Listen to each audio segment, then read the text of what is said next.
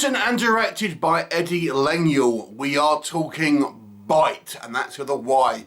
And this is a 2024 low-budget werewolf movie. Now, this is a film that tries to bring the werewolf into the modern age by incorporating technology and modern trends into this familiar trope. So what is the story? So it focuses on a group of 4 friends on one Halloween night. One of them has downloaded this new app called BYTE, and on this app they order some, air quotes, werewolf blood.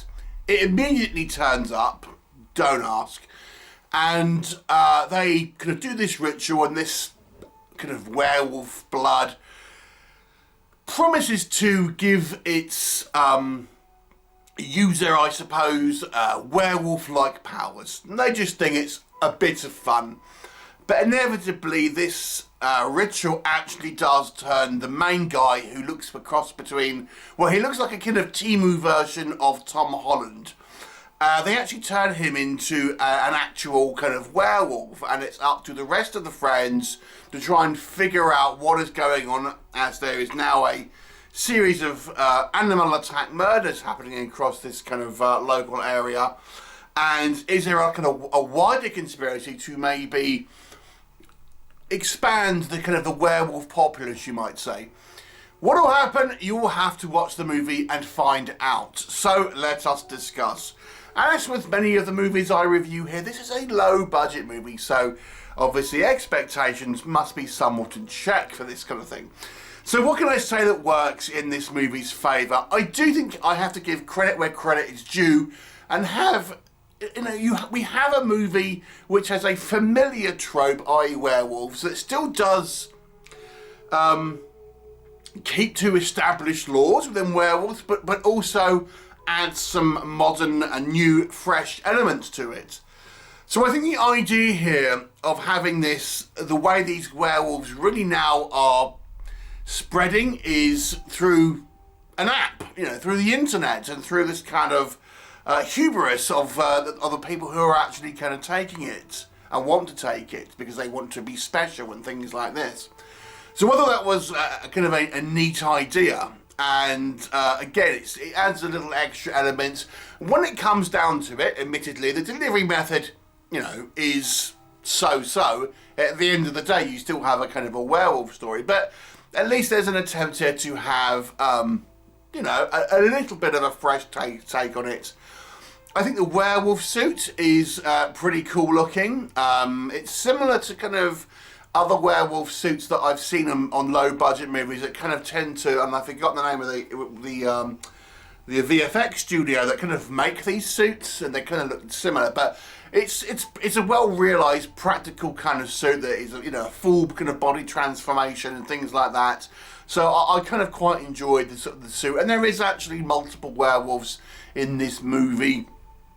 So that was kind of, again, you have quite a lot on screen here of this kind of werewolf action, and I like the fact that it's trying to be a character-based movie more than anything else. This movie has a lot of time with our protagonists, kind of talking about it, getting to know them, and there is an attempt here to have some bonds between these kind of characters, and I kind of thought it sort of got there with that. There is an element which stands in the way somewhat, which we'll come on to in a minute, but I always think a movie's better when you have fully realised characters that you can kind of root for and things like that, and you kind of believe their relationships, and there's an attempt here to kind of have that.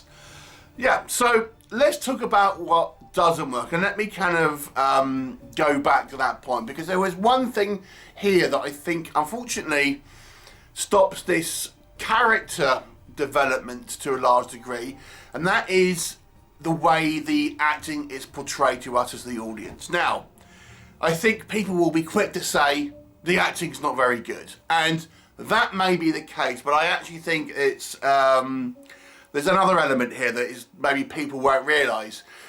So the acting, on its surface, when you're watching this movie, does not look good. The acting is quite poor, or at least it appears to be. But I think the movie's acting is maybe a result of some poor ADR.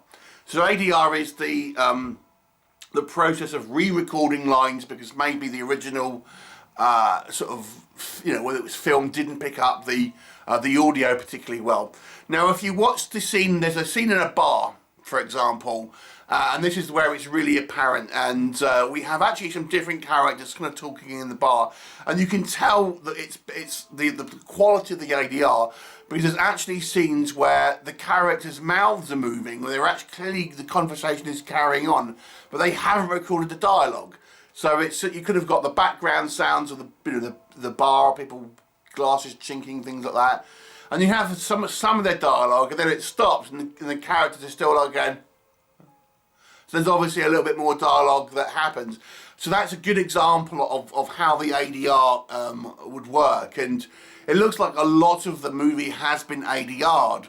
And as such, the performances are very stilted, let's say. You know, you could argue it might be the same actors again. So it still is bad acting, what have you. But I think a lot of the kind of what appears to us as the audience is down to this kind of this ADR process and maybe the direction that these people were given. But, you know, the blame is big enough to go around. The acting isn't particularly strong. There's not very like emotional inflections and things like that when the actors are kind of doing their scenes. It all seems kind of quite sort of wooden and stilted at times. So maybe it's a combination of some ADR issues and also maybe the actors not being on top of their game, shall we say, for many scenes of this movie. So that, unfortunately, you know, when you have a movie which has long sequences of dialogue and it tries to do these character building moments, although I appreciate the attempt to have that, when the acting is quite poor, it doesn't really work. That's the problem. So what else can I say? As I've just alluded to, I think, although we do see a reasonable amount, I would say, of these kind of werewolves, the bulk of the running time is following this group of 4 people milling around doing things, and it isn't the most interesting. The other thing I would say is this movie is idiotic at times. This movie is particularly kind of dumb, and I know we're talking about a werewolf movie, and clearly that's obviously a fictional kind of beast. But if you can kind of put that to one side and you just look at everything else, it's just particularly kind of silly and goofy at times. A couple of examples, but there is many. You know, we have this this app at the beginning, and we got these kind of kids messing around with it, and this one guy, Timu Tom Holland, he's ordering this werewolf's blood on this app, and it literally turns up within 5 minutes. He's thinking, okay, well that's stupid in its own right. It's almost like there was a guy just outside their house ready to go, knowing that they were going to order this wolf's blood, and then no one kind of questions it. No one kind of questions it. We see the werewolf suits, for example, are fully sort of coated with hair and everything, but we see a sequence where a werewolf is killed and then transforms back into its human guy, so to speak, and the human is like fully clothed. Well, where did those clothes go while it was transformed into a werewolf? And they've just appeared back on this character.